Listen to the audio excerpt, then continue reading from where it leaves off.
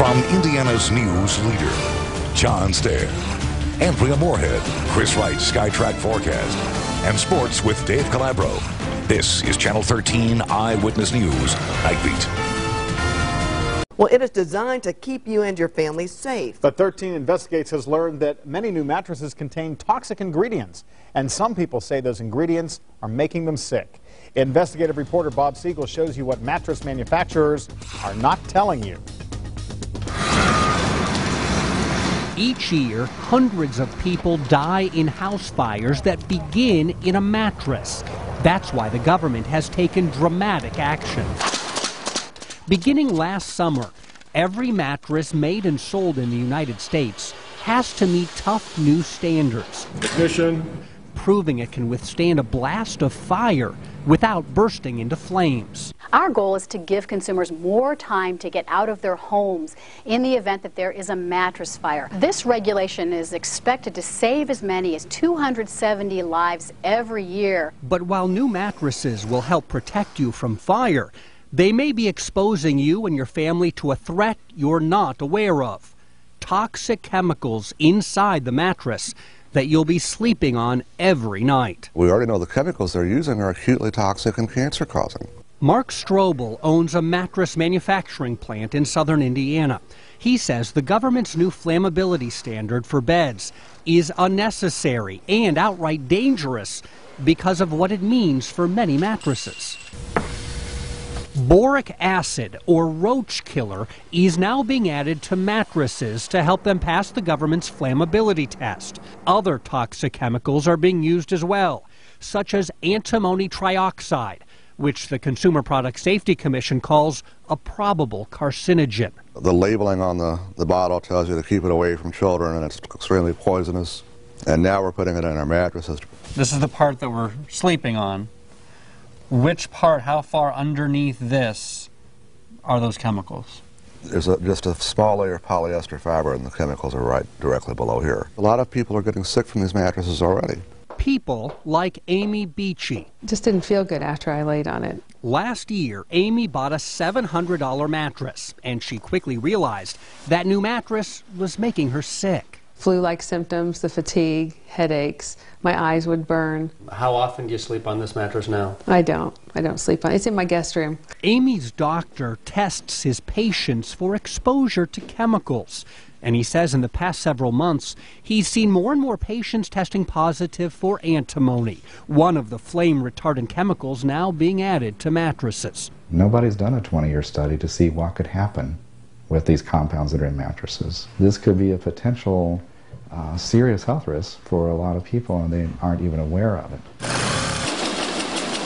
And it's not just consumers who are complaining about the chemicals now mandated in all mattresses. In factories all around the United States, the people who make the mattresses say they're having health problems too. All I say is it's got to be fire retardant, it's got to be fire resistant. These workers at a large mattress plant out east say dozens of employees at the factory have gotten sick. Skin irritations, headaches, sore throats, nosebleeds, sinus problems, bronchitis, coughing. It's just been getting worse. They say all the health problems began last year when they started making mattresses that are FR, or flame retardant, to pass the government's new test. These problems didn't exist until the FR material came into play. We don't know what we're dealing with. The workers want us to protect their identity because they say speaking out could cost them their jobs. But they fear not speaking out will cost you your health. Would you buy and sleep on a mattress that you're making right now? At this point, no. Why? Because I don't know what's in that mattress. Yeah. I don't know what I'm sleeping on. And mattress manufacturers do not have to tell you.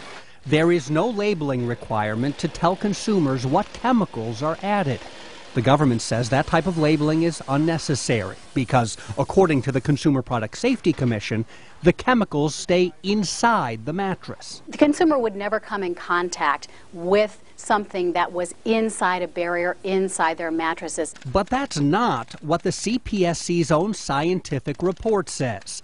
This detailed study shows in some tests, Antimony was released from the mattress barrier, and there was relatively high releases of boric acid from inside the mattress. And just this month, CPSC's acting chairman said she's concerned about the use of FR chemicals and does not want to encourage their use because the health effects of some of these chemicals are not well understood.